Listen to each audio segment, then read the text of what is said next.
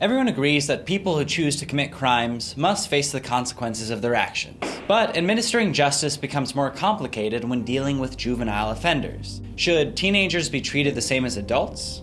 Or should the justice system make allowances for youthful indiscretion? Neuroscience tells us that the human brain continues to grow and develop until at least the age of 21 or 22, which may have some impact on how we think about teenage lawbreakers, especially those who are guilty of non-violent offenses that hurt no one. We've all done things that we're not proud of in our teenage years.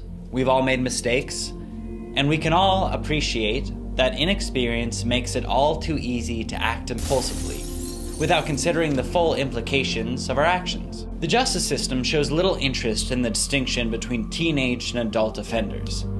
According to the Equal Justice Initiative, on any given day, as many as 10,000 children are housed in adult jails or prisons across the United States.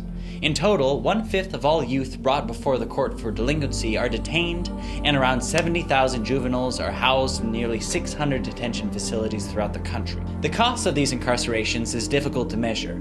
In the short run, some states have reported spending hundreds of thousands of dollars per year on each young prisoner, but the long-run costs are undeniably much greater.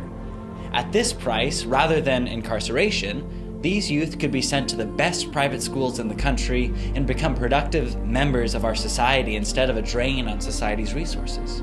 A criminal record follows you your whole life, making it difficult to find work, build a family, and otherwise become a productive member of society. There can be no question that a felony conviction makes it much more difficult to pursue a peaceful, law-abiding life. The cost of arresting and housing these people many times over the course of their lifetimes, as well as the strain on public assistance programs by people who cannot find jobs, makes treating juveniles the same as adult offenders a costly proposition for taxpayers. Apart from the monetary costs, there are also broader social problems to consider. Harsh sentencing of young people tears families apart and deprives teenagers of the parental guidance they need to grow into productive adults.